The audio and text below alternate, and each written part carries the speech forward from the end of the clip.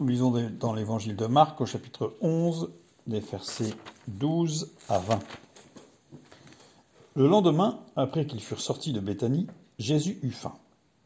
Apercevant de loin un figuier qui avait des feuilles, il alla voir s'il y trouverait quelque chose, et s'en étant approché, il ne trouva que des feuilles, car ce n'était pas la saison des figues.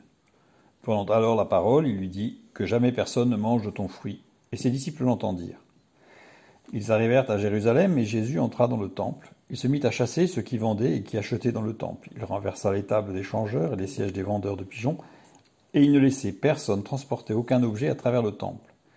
Et il enseignait et disait, « N'est-il pas écrit, ma maison sera appelée une maison de prière pour toutes les nations?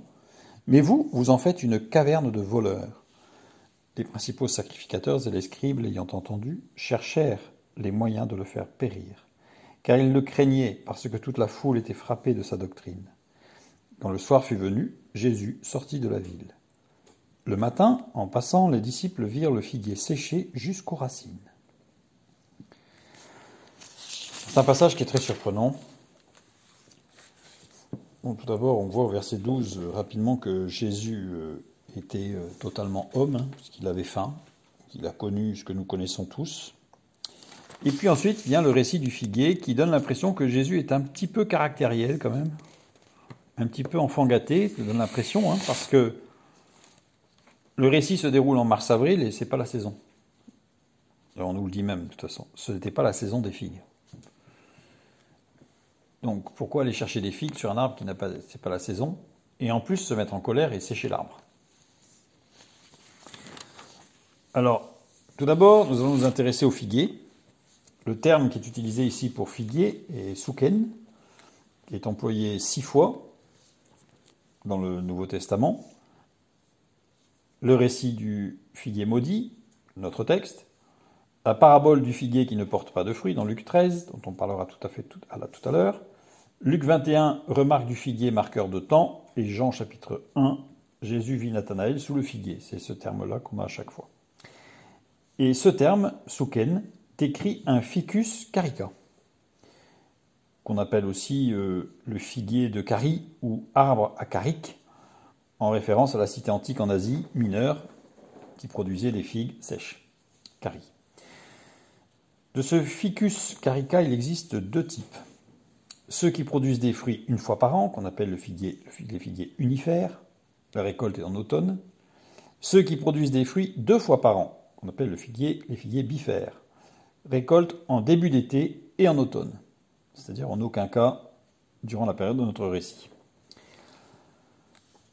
Ce qu'il faut savoir, c'est que les figuiers mâles, appelés aussi caprifiguiers, produisent des fruits non comestibles, facilement reconnaissables par la présence de figues en hiver. C'est-à-dire que si un figuier a des figues en hiver, c'est un figuier mâle, et que les figues ne sont pas comestibles. Mais ils sont importants parce qu'ils participent à la pollinisation de certains figuiers, par des insectes qui rentrent par l'ostiole sous, on va le voir, ce qu'on appelle la figue, qui n'est en réalité pas un fruit, mais un faux fruit, et qui va, à l'intérieur du fruit, chercher à être fécondé par un autre insecte. Et en allant de fruit en fruit, c'est ainsi que les fruits sont pollinisés pour pouvoir produire. Le fruit du figuier, ce n'est pas la figue, justement. La figue est un faux fruit. Le fruit vrai est issu du seul pistil fécondé de la fleur. Le fruit se trouve à l'intérieur du réceptacle pour le fruit, qui est la figue, avec toutes ces petites graines qu'il y a à l'intérieur. Ce sont là les véritables fruits du figuier. Alors, ce qui est intéressant, donc, c'est de souligner, que ce n'est pas la saison, mais ça c'est écrit dans le texte biblique, et par rapport à ce terme de souken, à ce ficus carica. Pourquoi ? Parce qu'il est dit, Jésus alla voir s'il s'y trouvait quelque chose. Curieux. On aurait pu s'attendre à s'y trouver un fruit. Il s'y trouve quelque chose. Et le terme traduit par quelque chose, c'est ti, c'est un pronom indéfini qui est décliné au génitif. Ça veut dire quoi ? Ça veut dire que quelque chose, ça désigne quelque chose qui sort de l'arbre, qui lui appartienne et qui amène une partition. C'est-à-dire, vraiment, c'est quelque chose de très particulier que Jésus vient voir. C'est pas juste quelque chose de manière générale. Et il ne trouva que des feuilles. Or, le figuier souken, mais tous les figuiers, Le fruit est porté par une petite pousse sur le bois de l'année, à l'intersection du bois et d'une feuille. C'est à la base de la feuille qu'il y a une petite pousse qui définit qu'il y aura un fruit. Or là, Jésus ne trouve pas cette petite pousse. Ça veut dire que cet arbre ne porte pas de fruits. Il est stérile. Et il ne portera pas de fruits. Il est stérile. Jésus, au verset 14, prend la parole et dit, face à cet arbre qui est stérile, Jésus n'est pas venu chercher une figue. Il est venu voir l'arbre, comment il était. Et il dit donc que jamais personne ne mange de ton fruit. Le verbe manger ici, phago, qui veut dire manger, est conjugué à un temps très particulier. Bon, à l'aoriste second, c'est-à-dire que l'action ne se situe ni dans le présent, ni dans le passé, ni dans le futur, mais contient une action présente sur le futur. Ce qui est intéressant, c'est le mode optatif, un mode très rare dans la parole de Dieu, et très rare aussi à l'époque de l'écriture de la parole de Dieu, du Nouveau Testament, en grec. C'est une tournure qui existait, mais qui n'existait quasiment plus. Et cette tournure, donc si elle est employée, c'est qu'elle insiste sur quelque chose, elle insiste en fait sur le fait qu'il y a un désir profond, pour qu'une action dont on ignore le résultat puisse se réaliser. C'est-à-dire que potentiellement ça va se réaliser ou pas. En fait, on voit dans ce texte que l'arbre ne portait pas de fruits, ne porterait pas de fruits. Mais Jésus allait lui donner l'opportunité de porter du fruit. En faisant quoi? Eh bien, au verset 20, il a séché l'arbre. Vous allez me dire, sécher un arbre pour qu'il porte des fruits, surtout jusqu'aux racines.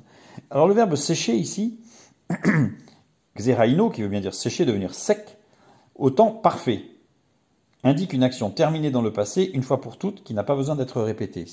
C'est fait. Et à la voix passive, ça veut dire qu'il y a quelque chose qui est intervenu au niveau de l'arbre pour le sécher. Et jusqu'aux racines, ek en grec, qui veut dire hors de, depuis. C'est-à-dire que ce n'est pas, quand on le dit en français, il a séché jusqu'aux racines, c'est jusqu'au bout des racines, racines comprises, ou jusqu'à l'endroit où commencent les racines. On peut entendre les deux en français.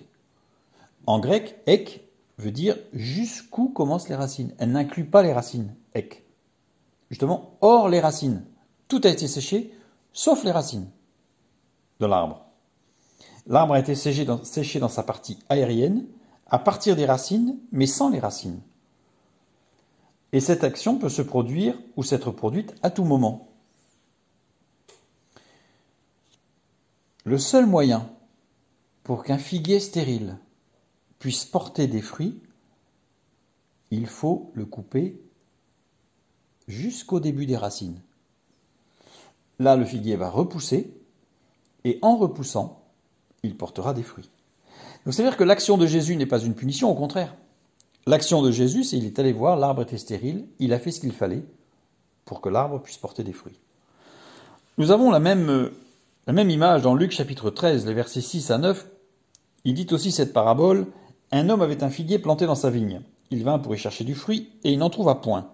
Alors il dit au vigneron, « Voilà 3 ans que je viens chercher du fruit à ce figuier, et je n'en trouve point. » Littéralement, voilà 3 ans que le figuier est là, et maintenant je viens chercher des fruits, et il n'y en a pas. Pourquoi ? Parce qu'un figuier met 3 ans à porter du fruit. Coupe-le. Pourquoi occupe-t-il la terre inutilement ? Le vigneron lui répondit, Seigneur, laisse-le encore cette année. Je creuserai tout autour et j'y mettrai du fumier. Peut-être à l'avenir donnera-t-il du fruit, sinon tu le couperas. Le Seigneur, le maître, c'est Jésus. Le vigneron, c'est nous, serviteurs. Cet arbre, si au bout de 3 ans, il n'a pas cette petite pousse à la base des feuilles, c'est qu'il ne portera jamais de fruits. Le maître dit, il faut le couper. Le vigneron dit, ah non, il faut prendre pitié. On va l'entretenir, on va lui mettre du fumier, on va travailler. Ça ne changera rien, il est stérile. Le seul moyen, c'est de couper à la base. C'est de couper à la base. Bien souvent, nous ne voulons pas des méthodes radicales de Dieu, qui pourtant sont les seules solutions pour porter des fruits. Et nous perdons du temps avec nos méthodes humaines, pleines de pitié, mais qui ne porteront jamais de fruits. Donc ici, dans notre passage, Jésus, on a l'impression que Jésus, il est en colère, il est un peu, comme on a dit tout à l'heure, un peu l'enfant gâté qui fait un caprice. Or, pas du tout. C'est rempli de bonté, rempli de grâce et rempli de puissance, de précision, que Jésus agit pour que cet arbre porte du fruit. Et les disciples l'ont vu. Les disciples auront compris plus tard ce que Jésus a fait.